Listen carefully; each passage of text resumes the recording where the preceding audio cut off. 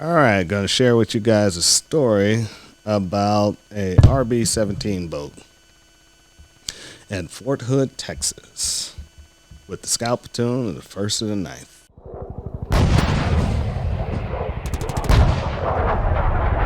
right, so this story I was with I was with actually with the scout platoon at Fort Hood, and how this whole thing started off was it was an engineering unit. I can't remember the unit, but they had contacted Scout Platoon. They had two RB-17 boats, and they wanted to do some waterborne operation and air insertion operations with them as a joint exercise thing.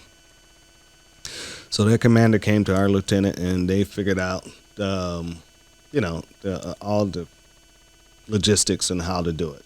They gave us the boats and said, "Go forth and do well." They wasn't actually going to use the boats. We were going to use the boats. They were going to set up I think, a bridge crossing with their engineering unit, and we actually assault with the boats and assault on the other side of the bridge and do a hunker down for them so they can get their vehicles across. And so the boats came out on the truck. I remember I was in the CP one day, and they came out there, and the platoon sergeant came in there and said, "Hey, man, you better go outside because these clowns don't know what they're doing, and you need to go out there and help them." So I walked out there and looked at the boats, and I was thinking to myself, "Man, I don't want to help these clowns. I mean, these guys they have no idea what they're doing."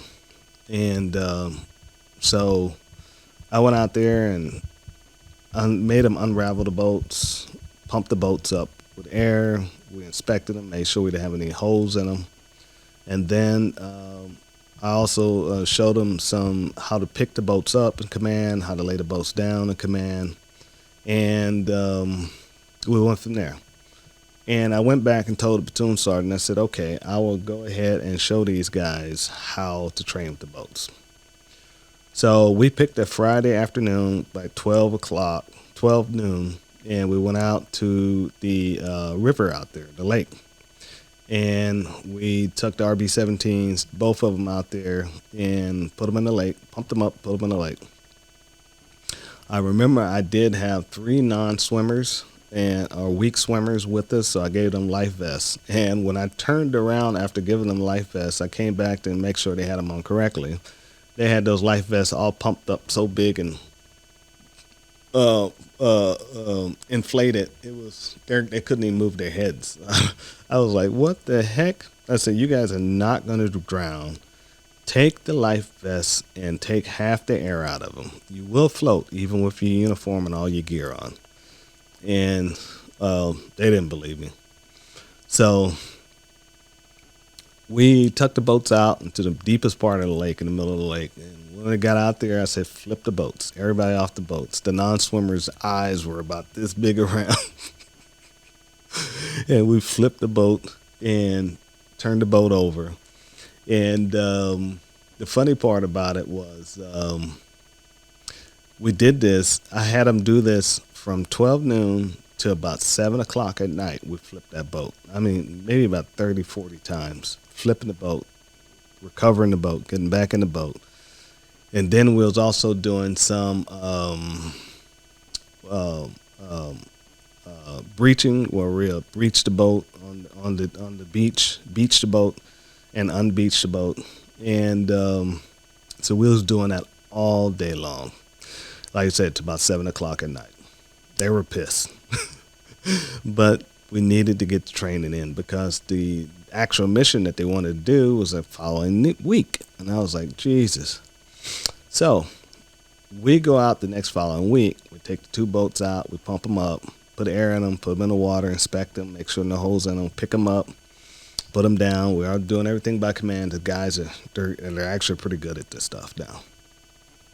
And but the only problem, it was a weather report that came across on the military radio that the weather was going to go from 80 degrees to about 50 degrees because there was a storm front moving in, and was moving in pretty fast.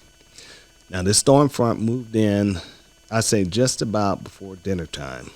around. Then it started raining, and you can feel the temperature going from 80 degrees, and it was dropping.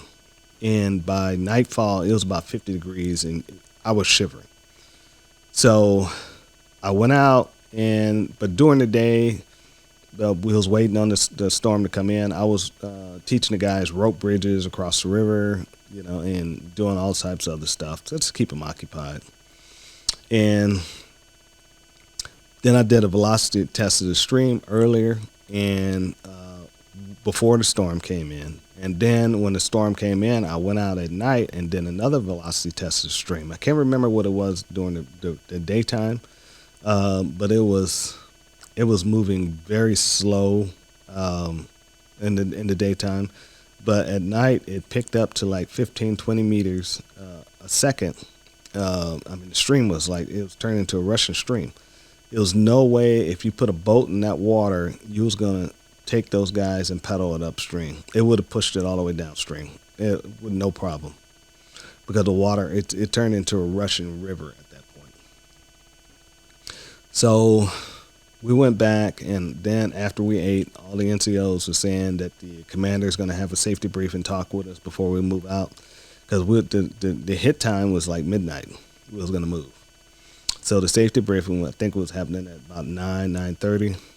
And so all the NCOs, even from the engineer side and also from Scout Platoon, was telling him, man, we don't want to go. We're scared. We don't want to go. We tell him we can't go because it's going to be dangerous. And I just listened to those guys, and I didn't say a word. So we went into the meeting with their commander. And their commander, he went around the room listening to all the NCOs whining and complaining. I mean, top NCOs. I mean, their platoon sergeant, our platoon sergeant wasn't there, but a lot of E6s, E5s, and all of them just whining, every single NCO. And he looked at me. I was the last person there. Looked at me and said, "Hey, what do you think, Sergeant Cornelius?" I'm standing right next to him. And I said, "God damn it, sir. If we're going to go, we need to go now, because I'm freezing my ass off. But let me advise you, if we do go now, this what might happen." I told him, we got 3 non-swimmers. We may have some people drowning tonight. We may have some people missing tonight. We also may have some sensitive items like M16s and nods come up missing. We're going to flip a boat. That's guaranteed. I don't know if we're going to lose a person or not. But if you're going to go, let's go now. And he looked at me and nodded. And he said, okay. And when we walked out the room, all the other NCOs, they looked at me and said, "I thought you was going to tell him we couldn't go. Why you tell him that?" I said, "I'm just told him the truth. I'm not going to sit here and try to be weak about it. I mean, the truth is the truth. This is a mission. You do what you got to do. You just give the risk assessment." And went and got in the Humvee and sat there, because I was freezing, and they turned the heaters on in the Humvee. And I nodded out, went to sleep till about 3 a.m. Woke up, walked around a little bit. It was still raining.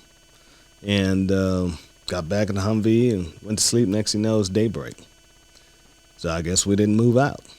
So I had saw him later on going toward the stream and possibly doing a velocity test himself. So he knew it was too dangerous. And so they just waited out till the storm went past. Well, I found out the next day, because I had to leave that morning and go back and do some admin stuff with finance. And the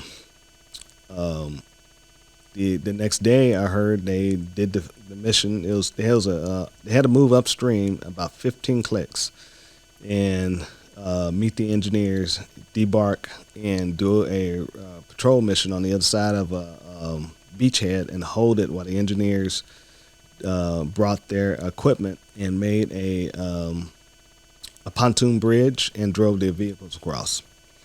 So that's what the whole mission was. Then after that, there was going to do an air. Helicopters pick them up and fly them back out. And so that was a mission they was actually doing, and they actually achieved it, and it actually worked out. And if you look at the photograph right here, I'm the guy right here. That's me sitting in the water on that day before this day before the storm came in, and or the day of the storm coming in. So that's what happened. I missed the whole thing because, like I said, I had to go into the main post. But they learned a lot, and those guys they trained pretty hard, and I had a lot of fun with them. Had a lot of respect for them after that, you know, because they was willing to get down and get dirty and learn something new that that was pretty that was different from them from what they was used to doing, and what they were used to doing was nothing, you know. And there it is. And with that, I'm going to say, see you guys in the range. This was another story from Saber Team's Corner, and this thing was sponsored by Saber Team Tactical. See you guys later.